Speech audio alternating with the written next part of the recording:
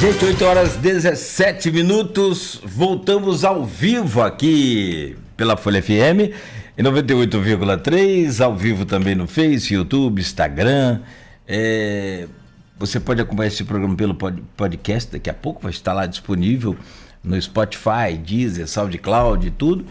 E também pela Alexa. Alexa, só dá o comando aí, Alexa, ouvir a Folha FM. Nos aplicativos de rádio também, enfim. São 8h18, programa de hoje no oferecimento de Proteus, Unimed Campos, Laboratório Plínio Bacelar, Vacina Plínio Bacelar e Radmed Diagnósticos por Imagem. Tenho o prazer de receber aqui o nosso Almir José Neto, professor, técnico em edificações e arquitetura, e arquiteto com especialização em arquitetura sacra e também em arte sacra. Falamos aqui da sua façanha como autor do projeto dos últimos 3 tronos de Nossa Senhora Aparecida. Esses tronos são usados na novena que antecede o dia de Nossa Senhora, dia 12 de outubro, e são renovados a cada ano. Eu só fiquei com uma dúvida, que a gente vai virar um pouco a chave agora, não tanto quanto a gente vira aqui no intervalo. O intervalo nosso aqui é aleatório demais. A gente estava falando de comida. Não, mas é muito... Comida é sempre bom falar também. E aí, cara, mas pra gente voltar aqui a falar, tem um negocinho, só lembrar que faz 23 graus agora no centro de Campos. Antes a gente virar a chave para falar dos seus projetos pelo Brasil e pelo mundo afora, que aí você agora vai para a Itália, também já está com 2 projetos na Itália. Eu só queria saber onde são colocados na minha cabeça, não tem aqueles memes o que passa pela cabeça dessa pessoa quando está... Eu quero saber para onde vão os pés de galinha. Você já fez a conta de quantos frangos, né, são abatidos por dia no Brasil? Milhares, milhões. Para onde vão os pés de galinha desses frangos? Fui pesquisar. Acordei de noite, o dia com isso na cabeça. Falei, de onde vão os pés de galinha, gente? Agora você vai ter que falar pra gente, porque senão todo mundo vai ficar nessa curiosidade. Pra China. China? Que eles usam. Aproveita. Na China.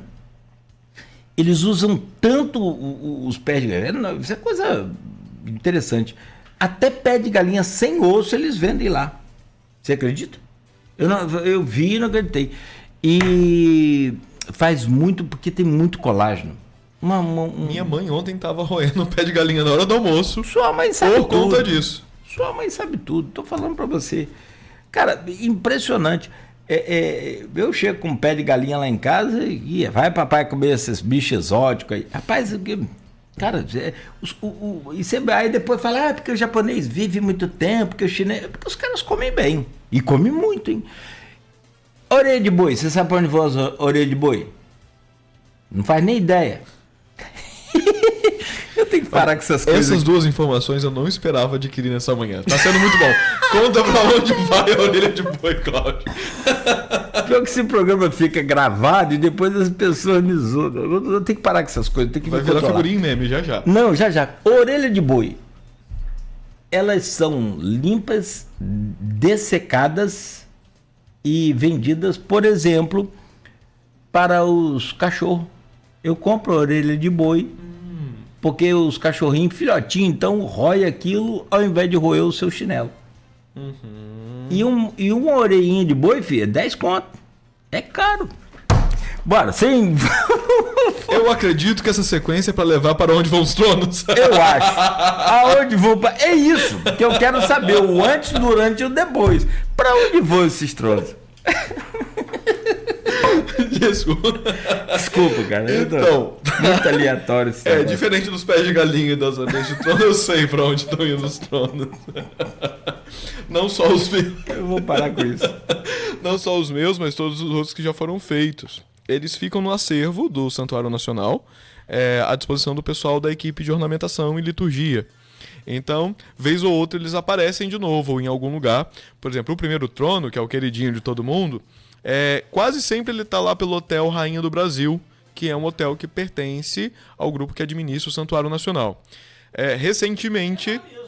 Lá em Aparecida mesmo, Aparecida, eu já vi lá. Recentemente eu recebi a foto mais bonita que eu já tive do trono, pra mim mais significativa, que foi na Conferência dos Bispos Brasileiros, que aconteceu em Aparecida, e eles colocaram um primeiro trono lá, foi no ano passado.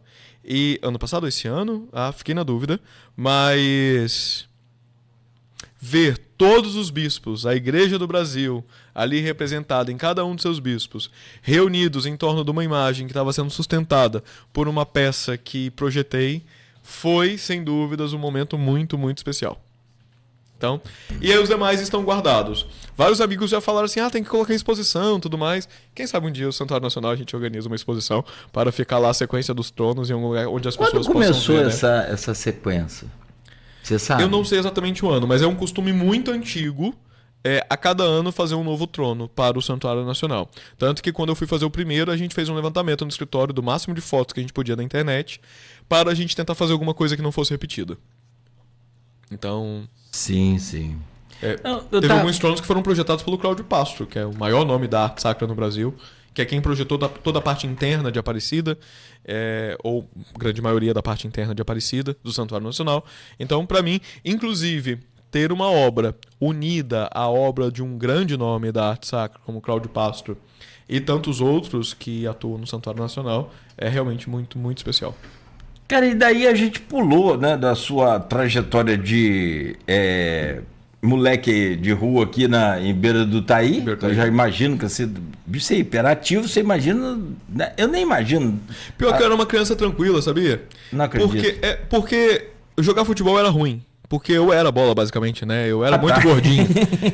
Eu tinha que ser aquele que tinha que ter a bola, que senão não iam me deixar jogar. Senão não deixavam.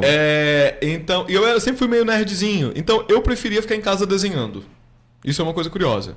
Mas ia jogar bolinha de gude, baleba, como a gente fala na Baixada. Sim. Na rua, brincar com a galera e tudo mais. Mas eu não era um moleque tão ativo na rua, não. Primeiro que minha mãe dava uma segurada. Segundo que como eu era nerd e gordinho, a galera não gostava muito de brincar comigo, não. Mas tá tudo bem, eu já superei. Já superou. Pô, tá doido. O bicho tá saradão aí, ó. Tá aqui, ó. Diácono Leandro Lúcio Manhães. E posso afirmar que é um excelente profissional na área, um apaixonado pelo que faz. Ele comentou aqui no YouTube. No YouTube? Uhum. Diácono Leandro, se não me engano, é o diácono responsável por cuidar da comunidade que eu comentei do último domingo, no Parque Real. Eu estava apresentando um projeto de uma comunidade que é cuidada e muito bem cuidada por esse diácono. Um abraço, meu caro. Legal.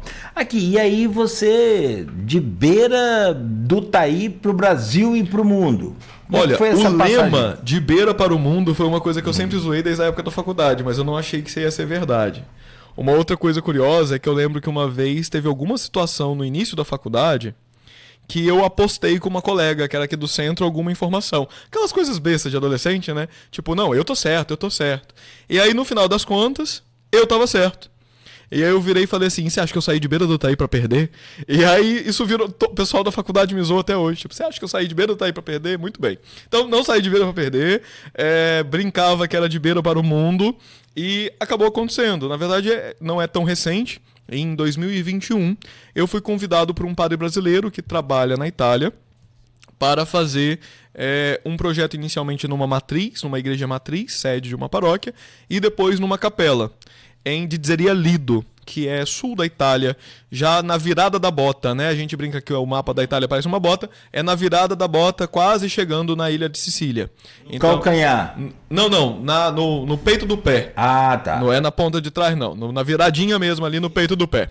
E aí, fiz 2 projetos para lá. Um já está executado, que é uma reforma na igreja de Santa Catarina da Borré, em Morteila. E a obra de Dizzeria Lido, que é uma região litorânea, tá para sair. A gente está aguardando só algumas aprovações. Talvez o projeto vai precisar de alguns ajustes por questão de liberação local. Mas foi um desafio, né? Porque não falo italiano.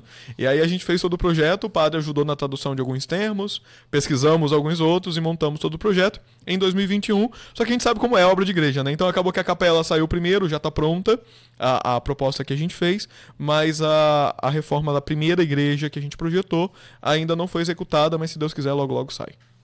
Legal. E aqui no Brasil? Você falou da Bahia. Bahia é um berço importante. Você falou em Minas. É um carinho enorme pela Bahia, porque a Bahia foi meu primeiro projeto no Nordeste. Hoje nós temos projetos nas 5 regiões do país. Então, o meu mais distante... Também? O Norte foram os primeiros. Os meus primeiros projetos fora do Rio foi na Ilha do Marajó. Oh, Meu querido Extremão, povo não é? marajoara, como eu amo aquela terra, como eu amo aquela gente. Quero ter minha casinha na beira de um rio no Marajó ainda, mais em específico na minha Vila do Pracuúba. A Vila do Pracuúba, pra mim, Cláudio, é como Beira do Taim, Campos Vila do Pracuúba, São Miguel do Pracuúba. do Pracuúba. Pracuúba é uma vila no município chamado Moaná, na Ilha do Marajó, e de um povo incrível. Vocês são a minha Beira do Taí do Norte, meu povo. Saudade imensa de vocês, inclusive. Mas meu primeiro projeto foi lá, numa igreja matriz dedicada a São Miguel, que inclusive está passando por novas obras de reforma agora. E estou acompanhando a obra também à distância. Mas eu fui para o Marajó, fiquei encantado, isso foi em 2018, e comecei a fazer alguns projetos. Tanto que o meu primeiro projeto de uma catedral também é no Marajó. A Catedral de Ponta de Pedras, da Diocese de Ponta de Pedras.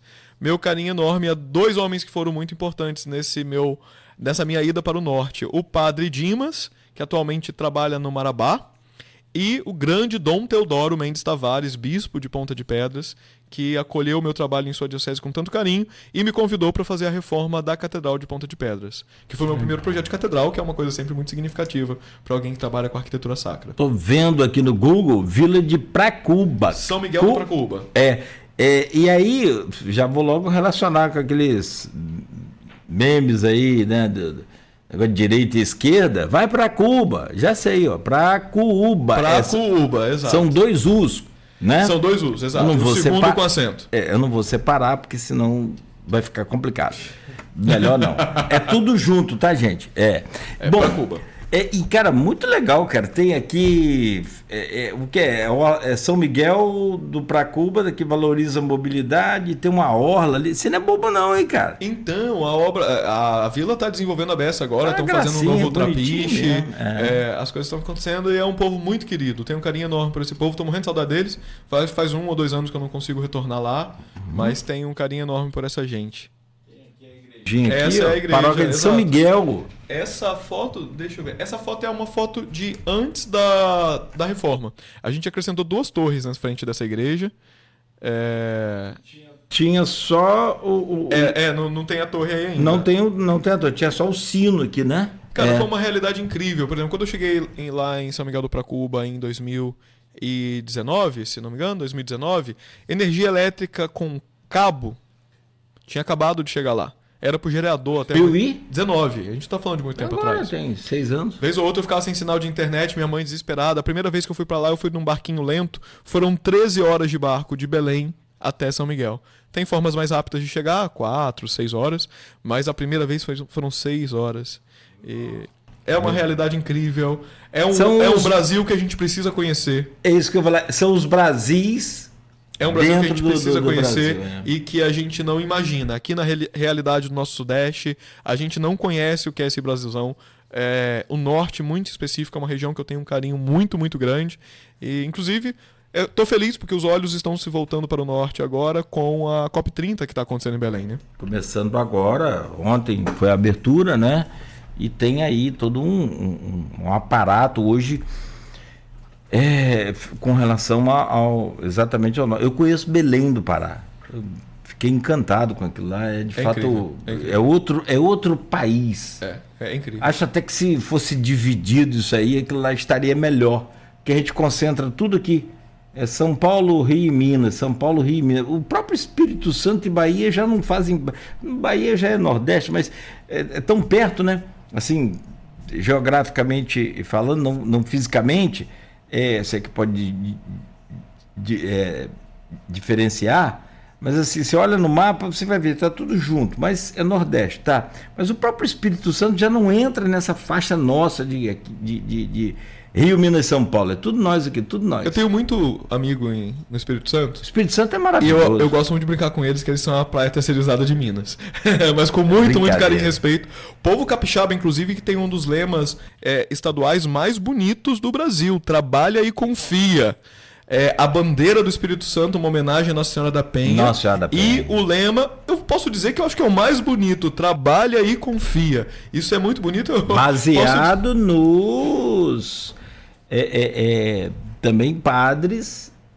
Porque o confia aí vem justamente da fé, da esperança, exato, da confiança em Deus e então, Nossa Senhora. É belíssimo. A bandeira e o lema do Espírito Santo, eu acho que é assim que a gente pode dizer. Trabalho e confia é uma coisa muito linda. Mas eu gosto de brincar e implicar, porque eu brinco, Cláudio. Sabe, já ouviu falar de linguagens do amor, que cada pessoa expressa amor de uma forma? São 5 formas oficiais que um psicólogo lá definiu. Eu tenho uma 16ª, que é a implicância. Eu gosto de implicar com quem eu amo. Então, queridos capixabas, implico com vocês com muito amor. Mas não mexe na muqueca, não. Você pode implicar o que você quiser, mas na muqueca você não... Então, eu vou ter que mexer, porque pra mim a Bahia melhorou a muqueca porque botou azeite de dendê e leite de coco. Mas não vamos entrar nessa discussão, não, porque senão a gente vai começar a ganhar dislike dos capixabas que estão nos acompanhando. Eu morei lá, meus filhos são capixabas e, vou te falar, hein? Você mexe com qualquer coisa. Eles me chamavam de campista nem fiado nem à vista. Aí eu fui mexer com a muqueca lá. Olha, deu quase que botaram fogo na rádio. Pois é. Mas então, o meu primeiro projeto mais distante, saindo de Campos, foi no Marajó. Então eu já fui pro norte do país. Bem extremo. Não é o mais norte que conheço, eu já fui até Roraima. Eu quis ir ao norte do norte, mas não tenho projetos em Roraima ainda. Atenção, povo de Roraima, aceito convites e estou muito empolgado. Eu confesso que eu tenho uma meta pessoal de ter pelo menos um projeto em cada estado do Brasil. No sul, você está onde? No sul temos projeto no Paraná e estamos agora negociando alguns projetos em Santa Catarina. Rio Grande do Sul a gente chegou a já cotar algumas coisas, mas ainda não saiu. No Centro-Oeste, onde a gente tem menos projeto, eu tenho um projeto na divisa com a Bolívia já, mas acabamos de fechar um novo projeto em Faina, então em breve nosso segundo projeto no Centro-Oeste. No Norte, Diocese de Ponta de Pedras é uma das dioceses que eu tenho mais projeto. No Nordeste, o primeiro foi em Queimadas, na Bahia, e agora eu tenho uma atuação muito grande, uma outra diocese que me acolheu assim, de uma forma estupenda, que eu os admiro demais, que é a diocese de Jequié, na Bahia, e estou com algumas primeiras atuações também agora em Vitória da Conquista. E no nosso Sudeste, eu acabei de fechar meu primeiro projeto no Espírito Santo agora, então eu tenho que implicar menos com o Espírito Santo. Mas... Aonde lá? Hã? Aonde lá? Qual? Preciso conferir com o pessoal do escritório, mas a Jéssica me deu notícias ontem, falando, fechamos o projeto, eu tenho que ver a localidade. Mas uma coisa curiosa sobre o Espírito Santo é que a arquitetura sacra não costuma ser uma área tão comum de especialização para arquitetos, né?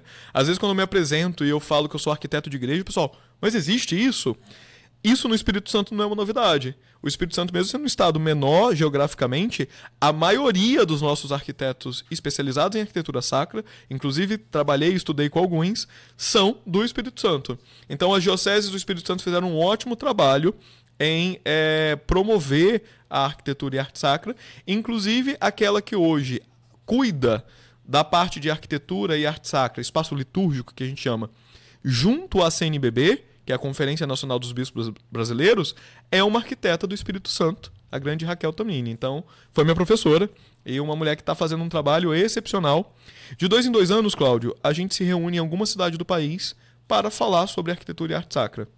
E o último encontro foi em Goiânia, no mês de junho, e já organizado pela Raquel.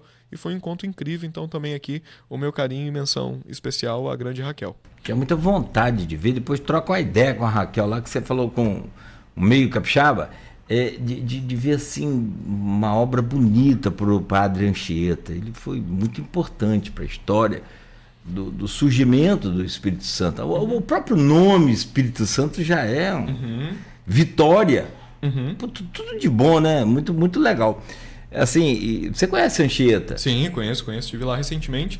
Vou te indicar uma obra que não está no Espírito Santo, mas que eu gosto muito. Eu cheguei a trabalhar, inclusive, também no levantamento de medidas, também pela Augural, que é uma empresa campista de patrimônio, medindo a igreja de Anchieta, quando ela estava para se tornar santuário. Eu não sei como ficaram as obras lá, porque eu acabei seguindo o meu caminho, mas eu cheguei a participar da medição cadastral da igreja de Anchieta. Tem uma igreja que trabalha em São Paulo, que trabalha com a história de José de Anchieta, que eu gosto muito, que é o Pátio do Colégio, no coração de São Paulo. É uma igreja que é onde São Paulo foi fundada, só que ela foi demolida totalmente, reconstruíram aos moldes do que ela foi construída originalmente, e depois Cláudio Pastro, que é o mesmo arquiteto ou artista que cuidou do Santuário Nacional de Aparecida internamente, fez uma obra de intervenção no interior de Anchieta.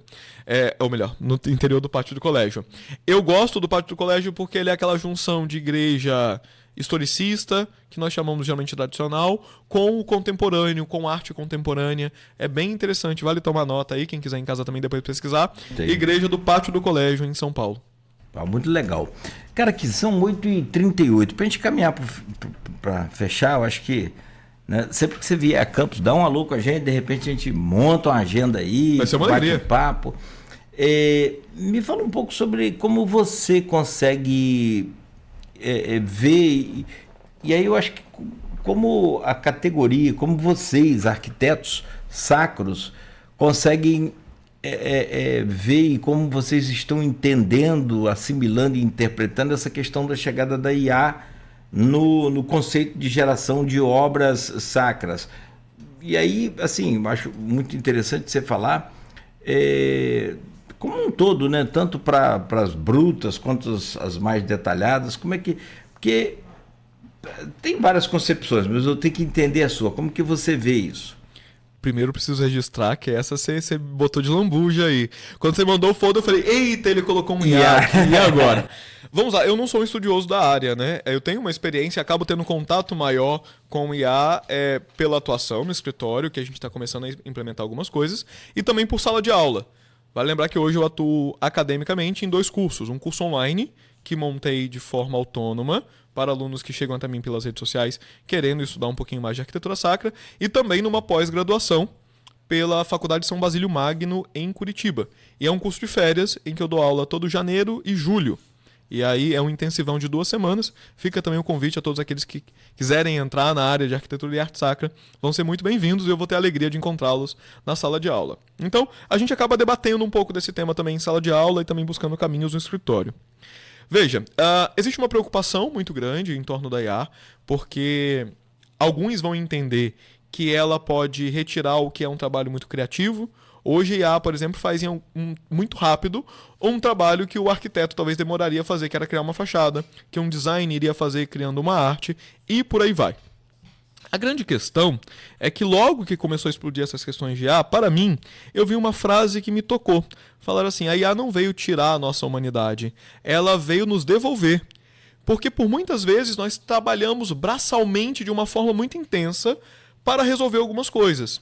E muitas vezes os softwares não ajudam, a gente não tem dinheiro para comprar o software, a limitação do desenho à mão vai ser grande em algumas demandas, e por aí vai. Então, assim, penso eu que a IA, sendo utilizada como uma ferramenta de trabalho, sem se esquecer que criatividade humana é algo próprio e muito específico, ela pode nos fazer com que o céu nem seja o limite, mas seja o foco, porque eu trabalho com arquitetura sacra, então eu miro no céu.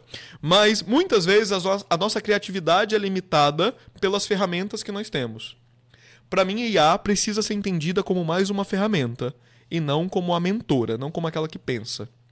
Tive no escritório, vou citar aqui, uma situação engraçada, que a gente tem um método de trabalho e eu sempre peço para que a equipe pesquise primeiro a liturgia do padroeiro para a igreja que a gente está projetando, para, em cima da liturgia, os textos oficiais da igreja de oração para aquele santo ou aquela devoção, a gente possa desenvolver o projeto a partir disso.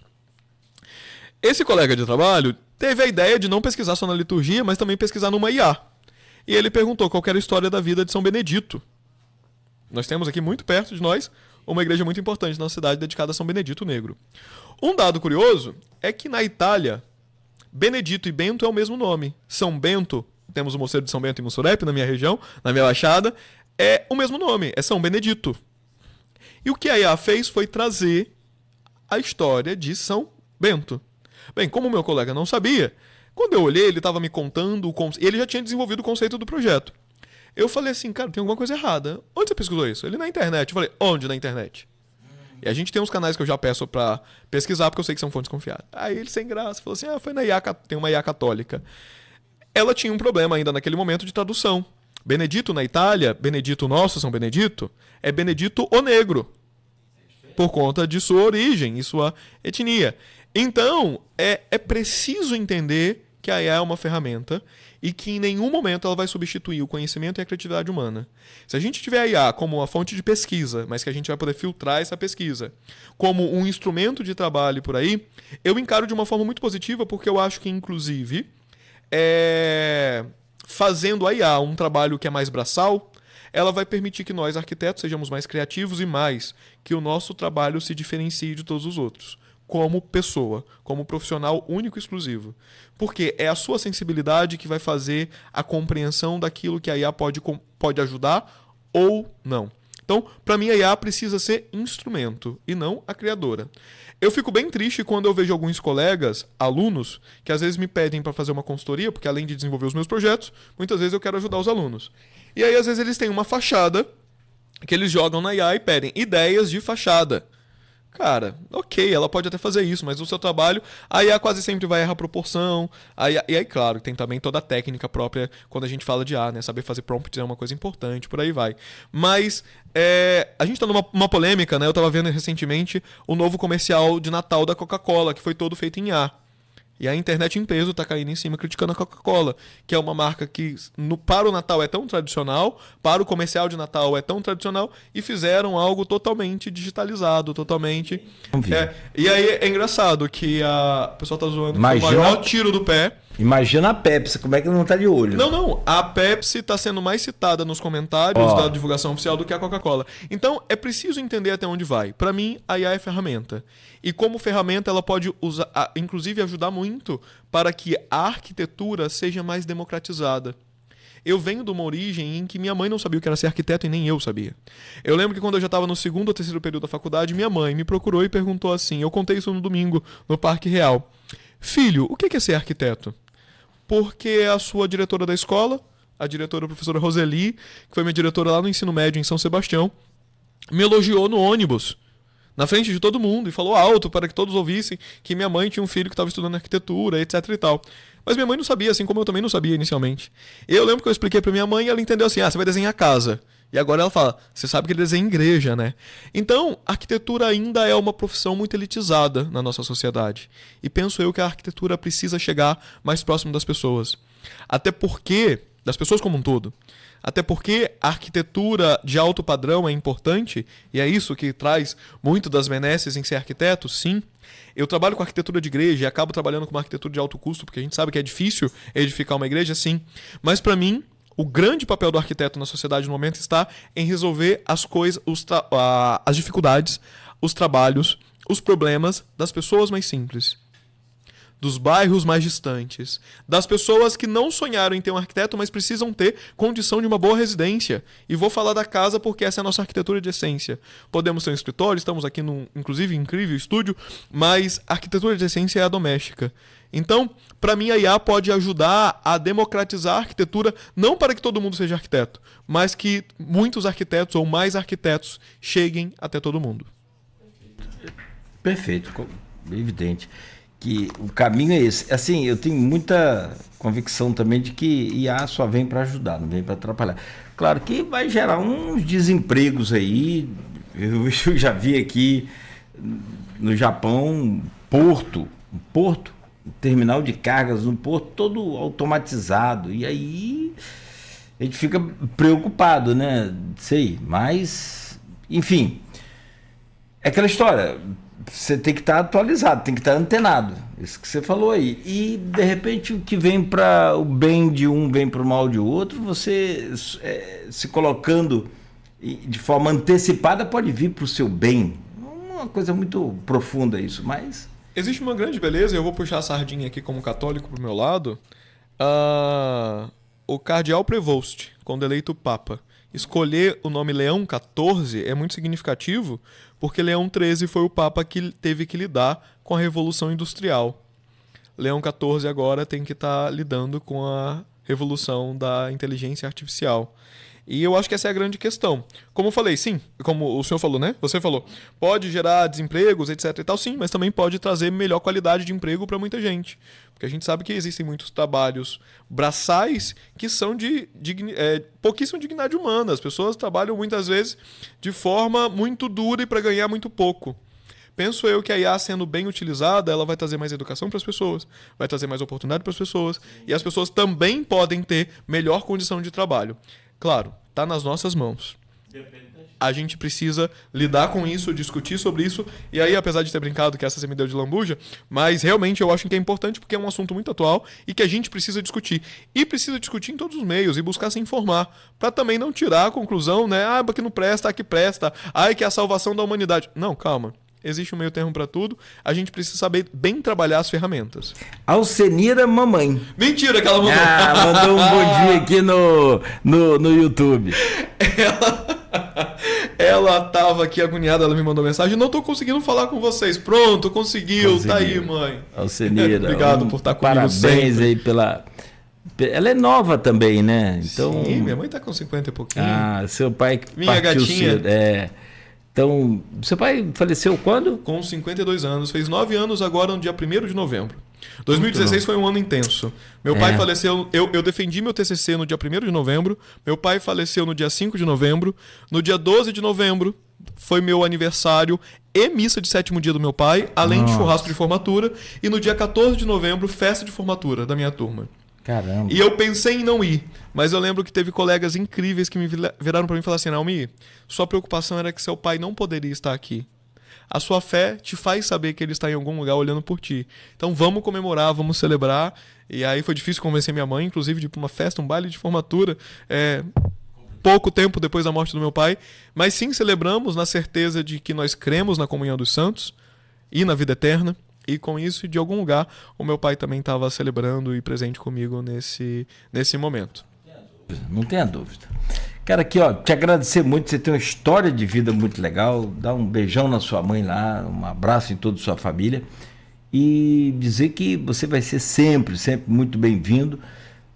Tudo que você fizer por aí, manda pra gente, marca a gente, porque a gente não só aqui santo de casa faz milagre, como o santo bom de casa tem que ser exaltado, sim. Parabéns aí pela sua história, pela sua vida, pela sua carreira. Muito sucesso para você. É meio que chovendo molhado, porque você é o cara que já faz sucesso, mas corre atrás e é abençoado por Deus e Nossa Senhora. Sucesso para você. Obrigado pela visita. Eu que agradeço, meu caro, e aproveito essa fala de despedida para valorizar não a mim, mas a todo esse nosso povo.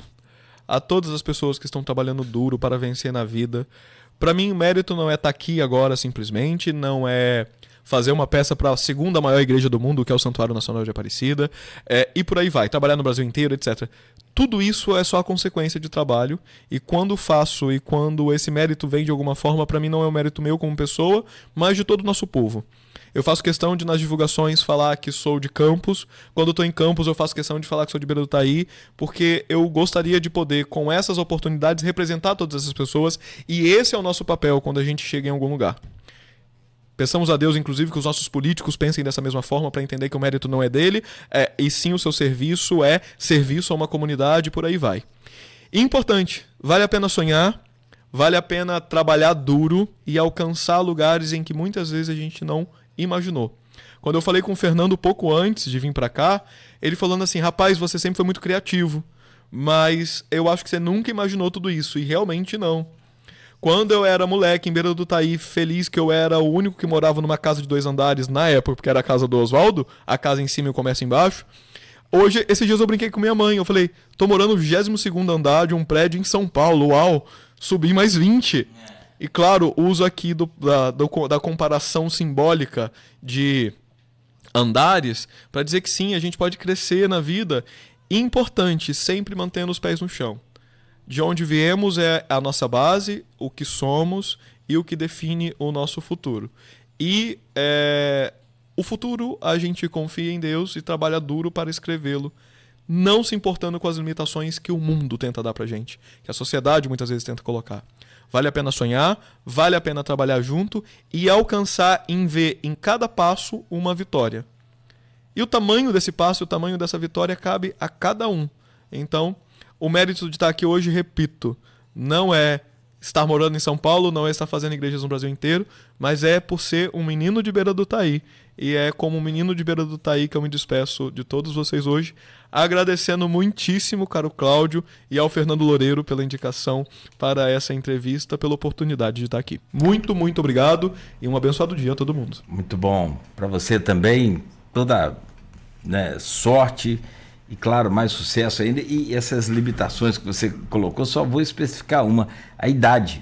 Não existe idade para você conquistar aquilo que você quer, é só você correr atrás. Quem impõe limite para você é você mesmo. Então, tudo que você quer, você consegue, é só se dedicar. Que cair do céu não vai cair, não. Você vai ter bênção, vai ter muita coisa, mas, né, se me permite acrescentar só esse detalhe aí, que na sua fala que é perfeita. Gente, 8h53, fechamos, eu falei, né, que seria uma alegria grande, foi de fato e é de fato. O Almir José Neto, professor, técnico em edificações e arquitetura e arquiteto com especialização em arquitetura sacra e também em arte sacra. Não falamos muito em arte sacra, e eu, de propósito, falamos, claro, do trono, mas da próxima, para a gente focar aí nessa. Eu, de propósito, deixei exatamente para a gente poder. Não, mas não falamos de arte sacra. Você fica combinado, o próximo Vinda Campus vai ser um compromisso oficial retornar até aqui. Fechado. Honra para mim, alegria também. Gente, valeu por hoje. Beto, valeu. A gente volta amanhã às 7 da manhã. Amanhã eu vou conversar vamos conversar amanhã com o doutor Pulha. Ele é médico, nós vamos falar sobre Novembro Azul, Bernardo Pulha, Novembro Azul, que é aquela coisa de meme que a turma faz e tal, mas é muito importante, é muito necessário o exame. E ele falou uma vez para mim, foi o único médico que falou isso, falou, Cláudio, a pessoa não vai dando toque, falamos de outro jeito, né? Mas você imagina, mas não é assim não, a gente faz primeiro um exame, faz PSA, se for preciso, tiver alguma anormalidade nos exames, aí sim, é feito o exame de toque. Então assim, achei muito interessante e isso marcou bastante, porque aí é um profissional diferenciado também. Ele vai estar com a gente. Posso fazer um adendo? Eu estou até querendo conferir aqui, mas se não me engano, o Dr. Bernardo Pulha, e pelo que eu estou vendo na internet, é filho de um grande mestre. Meu professor querido, um cara que pouco tempo depois que me formei, eu falei assim, Pulha, tô com saudade. Ele falou assim, vem aqui, vamos tomar um vinho. Nós tomamos 2 garrafas de vinho, papeando sobre arquitetura. José Luiz Pulha. Grande mestre. Por favor, cara, se não estiver ouvindo isso, Cláudio, amanhã transmita o meu grande abraço pelo Bernardo ao Zé Luiz Pulha, um professor incrível. E vou te falar, um dos homens que me formaram não só como arquiteto, mas como professor. Toda vez que eu entro em sala de aula, eu lembro de alguns grandes nomes. Zé Luiz Pulha é um deles, meu querido amigo, grande mestre e arquiteto. Minha menção aqui, mó especial, e desculpa a interrupção. Não, gente, de forma nenhuma. Não, quando eu conheci o Bernardo também, que é um figuraço, o Bernardo é um cara sensacional, não sei se você conhece. Ele? Isso mesmo. Acabei de mostrar a foto para ter certeza. Sim, filho. Se não me engano, é o filho do meio de Pulha. Ou mais novo, não tenho certeza. Agora eu também não sei, mas o Zé Luiz Pulha foi secretário de obras, planejamento? De obras do governo de Arnaldo Viana, lá para 2000 e pouquinho. E, poxa, eu perturbava muito ele, planejamento. O cara que projetou o nosso teatro municipal, o Trianon. E aí, perturbava ele pra caramba, trabalhava na televisão naquela época, fazia reportagem, rua. Rádio também, estava sempre perturbando. Como é que é? Essa obra sai, não sai, isso está certo, isso não está, enfim. Mas sempre foi um relacionamento muito. Eu cobrava muito ele que é tranquilo, perturbava bastante, mas. E eu não tenho visto. Sempre que vejo, né, presto também meu carinho e reverência aí ao que cada um contribui de alguma forma. Grande José Luiz Pulha. Então, muito bom. Bom, vou lembrar seguramente disso amanhã, e se não, Beto me ajuda a lembrar. Eu já vi que não vou esquecer, né? Você já viu que não vou esquecer. Vamos não. Mas está registrado. Gente, fechamos por aqui. A gente volta amanhã às 7 com o oferecimento de Proteus, Unimed Campos, Laboratório Plínio Bacelar, Vacina Plínio Bacelar, Radmed Diagnósticos por Imagem.